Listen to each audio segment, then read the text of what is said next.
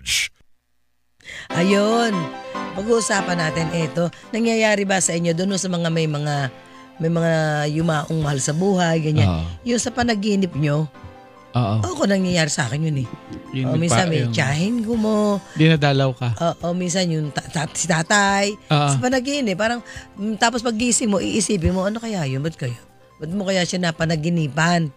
Kasi sa panaginip mo, usually, buhay siya eh. Buhay siya. Hindi siya yung patay yung mga taong napapanaginipan mo. May mensahe ba? Pagka napanay yung tatay mo? Iisipin mo nga kung bakit. Halimbawa, parang bakit kaya? Ano kaya yung ibig sabihin nung napanaginipan mo? Ako iniisip ko na siguro baka hindi ko na siya naaalala masyado. Gano'n, nagpaparamdam. Wala siyang sinabi. Wala. Parang Susan. Wala nga eh. Kasi kung meron, di mas madaling intindihin. Di ba na ikaw di mo na ako nadadalaw sa puntod ko O di pa puntahan mo, di ba? May di ba running joke nga yan na gusto mo ikaw ang dalawin o ikaw ang dumalaw. Di ba? Mga lagi na mga pero pag wala kasi medyo yung parang ang hirap magano ng interpretasyon. O kaya naman ang pinakamalaking tanong, bakit mo sila napapanaginipan? At saka ano ang paano natin masasabi na yung panaginip ay totoong nagparamdam yung yumao? O baka naman na-miss mo ikaw, ikaw yun. Gawa mo lang yun sa iyong isip at sa panaginip mo yun lumabas. Kasi minsan sasabihin mo panaginip kasi natulog ka eh. Magdamag, tulog ka. So sasabihin mo talaga panaginip yun. Na baka ikaw lang yun o alin yung talagang genuine, yung talagang yung iyong mahal sa buhay ay talagang may gusto sabihin sa iyo o nagpaparamdam sa iyo at ang magpapaliwanag sa atin ng diferensya ng dalawang yon. Si Ed Kaluwag, ito isang paranormal expert more or less. Siyempre yung kanya sasabihin niya sa kanya lang yan, di ba? Hindi pa nanauto ng simbahan, di ba? O kaya ng ng psychiatry. Iba naman yon. At dito tayo medical di ba? Meron din, medical din, So napakaraming sangay kasi yan eh. Pero tayo ngayon ay sa paranormal na pagtingin sa mga karanasan na ito sapagkat karanasang totoo naman nararanasan. Ayan, si Ed Kaluwag nasa linya natin. Ed, good morning! Good morning! Yes, good morning po. Kumusta ka na, Ed? Ito po, medyo nakahinga-hinga na kasi tapos na yung mga guestings. Opo. Grabe. All over. Nung Sunday, biro mo, yung As I Wonder, siya yung guest, di ba? So kayo sumunod doon kay MJS, siya pa rin. Siya pa din. Ay, talaga sabi ko, talagang this is your moment. Buong gabi na yung palang palabas si Sir Ed ang nandoon. Ba't mga ganito mga panahon talaga itong napaka-in-demand nitong si ngayon na may Ed sa atin naman. Nasa usap tayo naman. Ay Sir Ed, kasi nag-uusap kami ni Susan, parang kasi si Susan, minsan daw may panaginip na parang yung kanyang tatay na yumao na. Parang ganun lang naman, out of nowhere. Wala namang biglang nagpaparamdam na ganun. Sabi ko baka naman namimiss niya lang o yun ba'y totoong paramdam? Ano ba yung talagang, paano ba natin masasabi na yun ay paramdam talaga? Ang mga paramdam po, depende po kasi kung ang paramdam ay halimbawa, nasa loob ka ng bahay tapos may certain scent na bigla mo na lang naamoy out of nowhere na related dun sa taong namatay, that could be a paramdam. Kasi merong unit naman, yung sinasabi ng iba, napanaginipan ko yung yumao kong kamag. Pag panaginip po kasi, lalo yung ganitong panahon na, panahon ng mga kaluluwa, ng mga namatay. So ito po ay collective consciousness na nagmamanifest sa ating being. Na pwede pong sa lahat ng tao po nangyayari, hindi lang naman po sa isang tao. Sabihin po, pwede pong ito ay produkto ng ating isipan, ng ating subconscious. Ganon. So yung katotohanan ng paramdam po, dapat para malaman natin na authentic na paramdam yan at galing sa ating mga kamag-anak, dapat po meron pong ebidensya.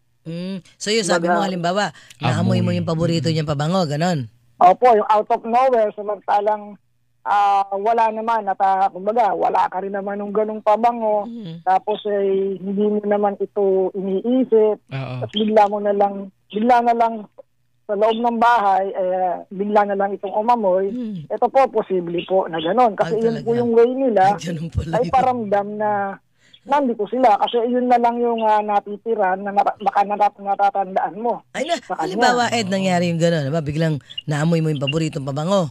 Anong gagawin mo ba? Ay siyempre, sabi mo, ibig sabihin, magpaparamdam yun, di doon siya. Anong sagot mo dapat sa paramdam? Anong reaction mo ba doon?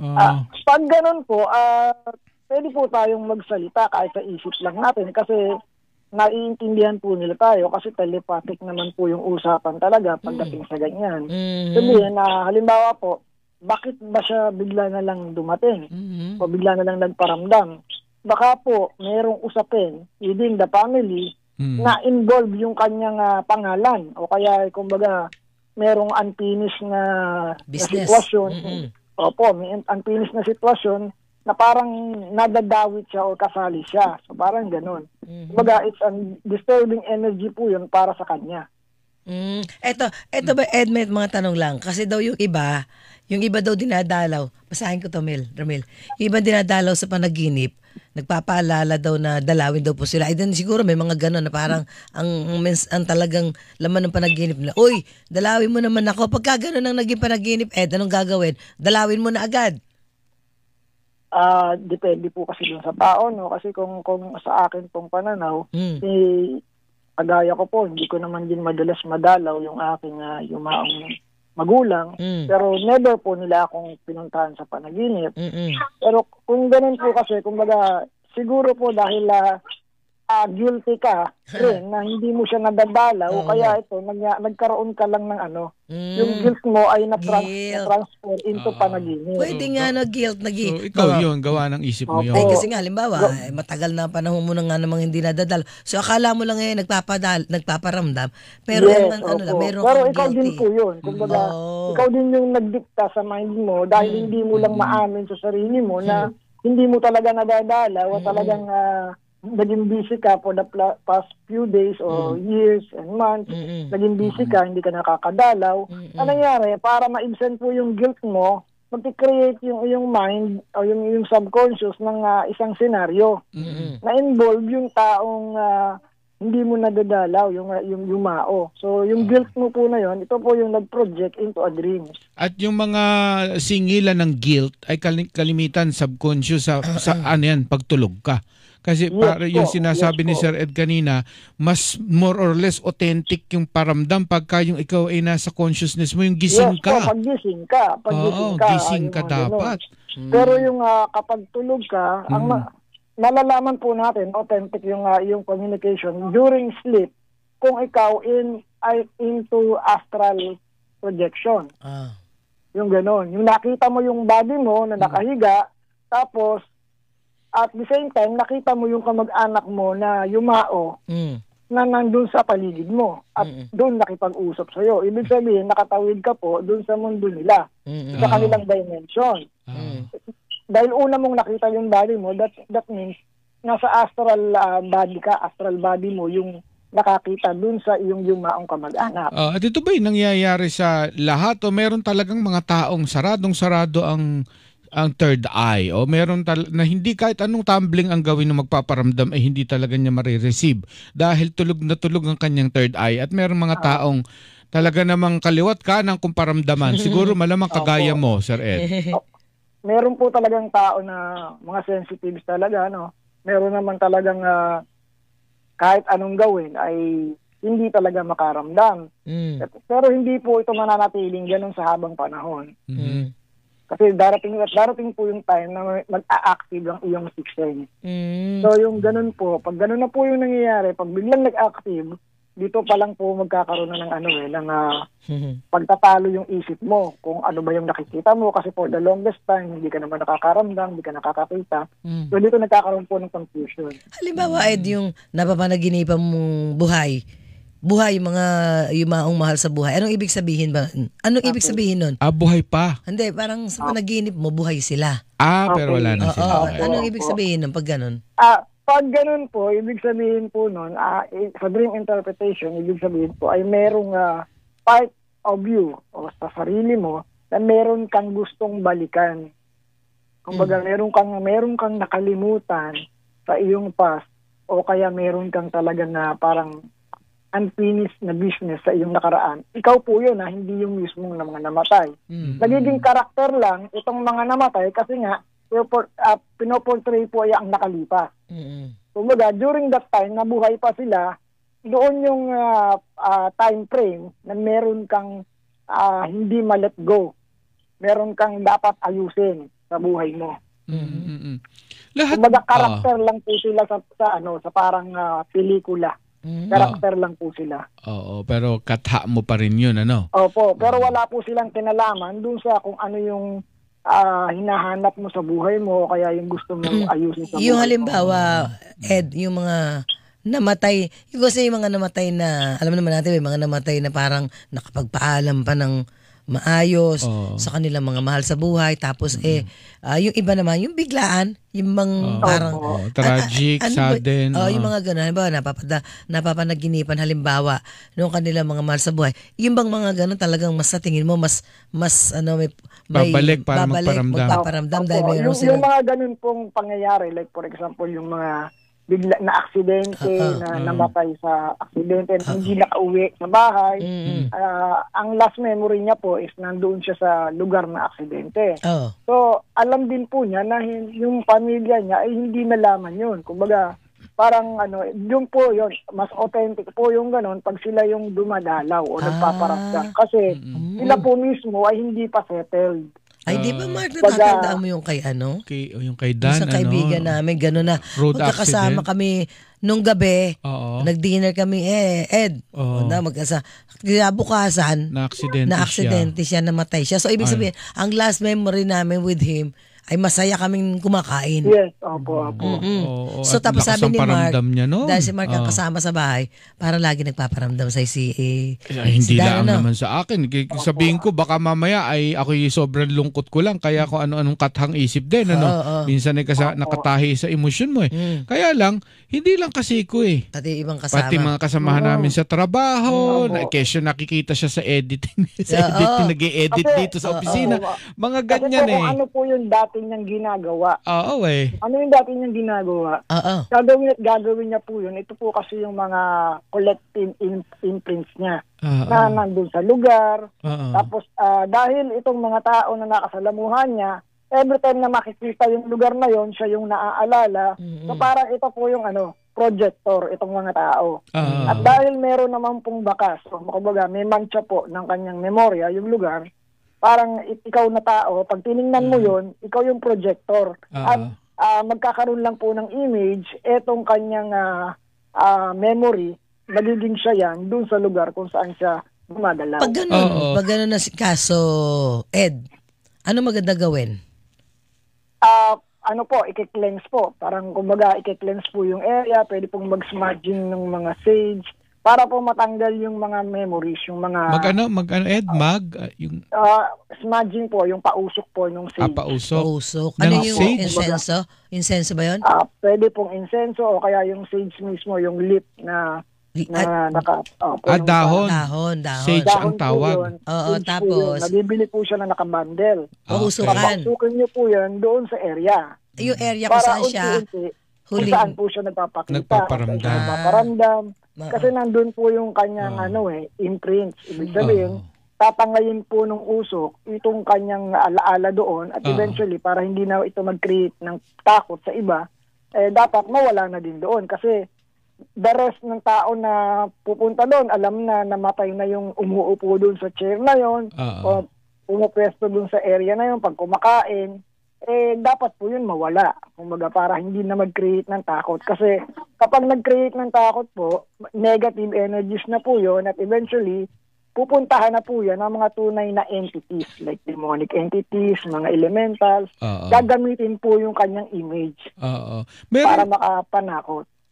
Meron naman Ed, na parang konsepto na, 'di ba, yung konseptong purgatorio, tapos merong nag-crossover na nag-crossover na to heaven.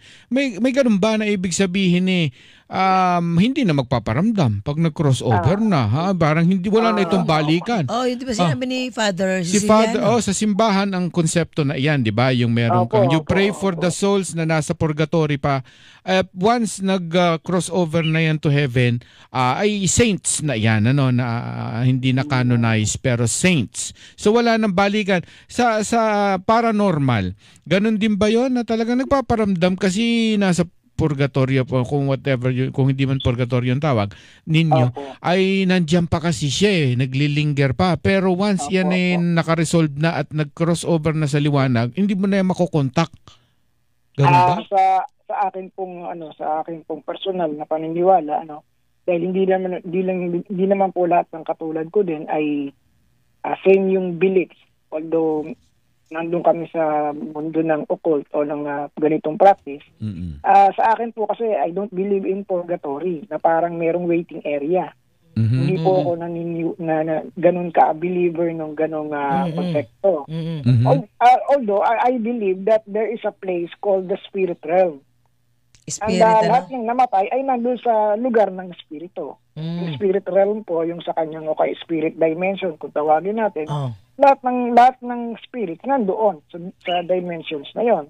And yung mga capable po like mediums ay capable na makakonect. Kumbaga parang ito ay parang linya ng telepono na o kaya yung two-way radio na only those who have the same frequency ang makakakonect. At any time yun and forever. Walang crossover na. Anytime yan. Kasi sa experience ko po, yung mga dati nang nawala na, tapos bigla-bigla nagkaroon ako ng communication sa kanila. Tapos nako-confirm naman po ng family. Kung halimbawa po, isang lihim nila na tagal-tagal na nilang iniingatan, tapos biglang it came after na biglang nagkaroon ako ng communication, tapos nabanggit ko yun. Kumbaga, hindi ko naman po kilala personally yung mga tao, tapos biglang may mga ganon. So, kung yun po yung concept na yun, meaning, I connect with that departed person. Pero harmful ba yun, Sir Ed? Yung, siyempre, namimiss mo yung mahal mo sa buhay kung merong talagang paraan na makausap mo siya dahil lang namimiss mo siya, gagawin mo. Is that harmful o harmless? Pagka po gagawin natin itong habit, ito po ay makakadistract dun sa kanilang kumbaga pag-angat ng level. Kasi kumbaga I do believe po kasi in the process of reincarnation na sila ay babalik sa ibang pagkakataon, sa ibang katawan. Meron tayong proseso, kumbaga meron itong pag-angat, yung kumbaga paglilinis, habang nililinis sila. Pero kung ikaw naman, natawag ka ng tawag, so baba lang sila ng baba, balik sila ng balik sa parang gano'n. So, hindi sila maka-reincarnate. Hindi po sila makaangat. Kasi, yung supposed to be po, dapat, nabura na rin yung memories ng tao na yon doon sa kanyang last family, yung huling pamilya na nakasama niya. Pero kung, dahil hanggat nandun pa yon, pwede mo pa siyang ma-connect, pwede mo pa siyang matawag. Kaya po yung sobrang tagal na nawala, medyo mahirap na po. Pero yung mga bago pa lang, dahil sariwa pa yung mga memories, yung mga nandun pa, mabilis lang po silang makontak. Kumbaga sa parang ganun po. Pero nga yun, dapat hindi ba yung mga gumagawa ng ang tawag doon? Yung mga spirit of the glass? Oo. Pagka po gagawin lang siya as laro, na wala kang purpose dun sa iyong gagawin, medyo hindi po tama. Pero kung meron ka namang reason for doing that at yun lang yung way, posible pong kumbaga merong makikinabang, merong magbe-benefit sa gagawin mo, pwede pong gawin o subukan. Kumbaga kung ito na yung huling pamamaraan, pero hindi pwedeng gawin itong laro. Oo. Kasi di ba yung mga kabataan, ako'y nang hilig na hilig. May outing. May outing. Naghahanap lang ng thrill. Thrill ba? Dali, spirit of the glass. Tapos, pag ginawa na nila, makikita mo, may mga takot na mama. Bakit? May ganito, mga ganyan. Ang problema po dyan is yung na-contact mo, kapag hindi mo siya properly na ibalik, hanapin ka niyan kasi ikaw yung tumawag sa akin. Ano ba talaga ang kailangan mo? Oh my God, ganun ba yun? Kahit na ilang taon na ang lumipas, babalikan kanyan, hahanapin kanyan. Kasi ikaw yung tumawag sa kanya, hindi malinaw sa kanya bakit mo siya tinawag. Dapat malinaw yung rason. Baga, inabala mo ko para sa anong dahilan. Paliwanag mo sa akin yan. Kung ikaw ay naglaro ng grade 6 ka pa lang, tapos pinabayaan ninyo, iniwanan ninyo, ay kahit may pamilya ka na, dahil yung spirits naman, hindi naman natatanda yun, ikaw, hahanapin pa rin yan. Sir Ed, sa paanong paraang ka pwedeng saktan ng isang kaluluwa? Kapag po nakapag-accumulate na ito ng anger, yung galit na, yung sobrang galit Ba't siya magagalit? Ba't siya magagalit? Kasi po, kumbaga, parang halimbawa kayo, namamahinga kayo, dinistract ko kayo, tapos wala naman akong dahilan, dahil parang trip ko lang, tinawag lang kita, ito po, galit ka. Pero ang rason, sila naman, gusto lang nilang malaman bakit mo sila tinawag. Kung hindi naman, ibalik mo kami ng maayos. Ang problema po, yung ibang naglalaro, alam lang nila tumawag, hindi nila alam magbalik. Ay, anong gagawin sa'yo ng galit na kaluluwa? Either po, ikaw ay, kumbaga, dahil negative na to, negative na yung energies na nagpo-flow, aabutin ka ng sunod-sunod na kamalasan, o di kaya naman, yung worst, talagang sasaktan ka niyan. Yung sasaktan kang Pisikal? Yes po, pisikal. Paano yun? Paano mangyayari yun? Lumulutang na kutsilyo, ganyan? Kasi po, pagka ganun po na anger na yung laman ng spirit, kumbaga yun na yung fuel niya, yung anger, yung ginagamit na po yan ng mga evil entities at hahanapin kanya para saktan, para po makapag-create siya ng senaryo ng panic at saka takot doon sa mga ibang tao pa. Parang gano'n po. Yung ba totoo daw ba yun yung magkakaroon ka ng sakit? Parang pinepeste niya ang katawan mo. Ay, gano'n? May gano'n daw na kaluluwa, pepestehin niya ang katawan mo. Opo. Kasi po, niya yan, itetest niya, kumbaga ganito eh. Ako, wala akong katawan, pero tinawag mo ko, so sama na lang tayo dyan sa katawan mo. Parang gano'n. Sanib o pepestihin niya lang? Parang kung ano sakit na ibibigay niya? Yes po, pwede pong sanib din ang mangyari. Aba. Anong protection, Sir Ed, para hindi magawa sa iyo yung gano'n? Ay kailangan po una, dahil ikaw yung tumawag, ibalik mo siya. Yun po yung pinakamagandang solusyon. Kasi naman wag nang tatawag. Sino-sino kayo, kayo din po yung magbabalik. Nako, baka hindi mo pa alam ang proseso niyan. Huwag na kayong tumawag kasi. Yung mga halimbawa, yung mga sa simbahan, meron, di ba, yung mga nag-exorcism, exorcism talagang. Exorcism, yan. Ang gumagawa, mga marunong. Kaya hindi dapat magmarunong, yung walang kaalaman sa ganyan. Dahil mahirap nga, hindi mo alam kung paano yung balik nitong mga ganito, no? Iba pa nga yun, parang demons naman daw ata yun. Ito pa, kaluluwa ng tao, iba pa ito sa demons.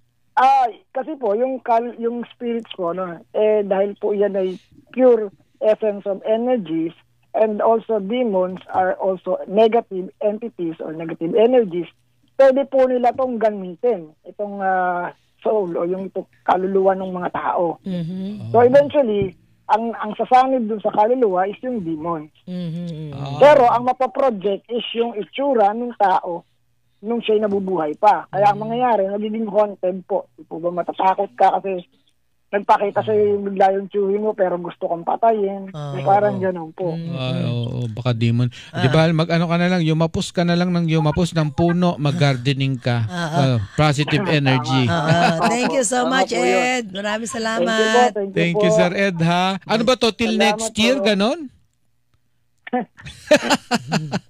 Salamat, Ed. Thank you, Sir Ed Kaluwag. Salamat po. Paranormal expert po siya.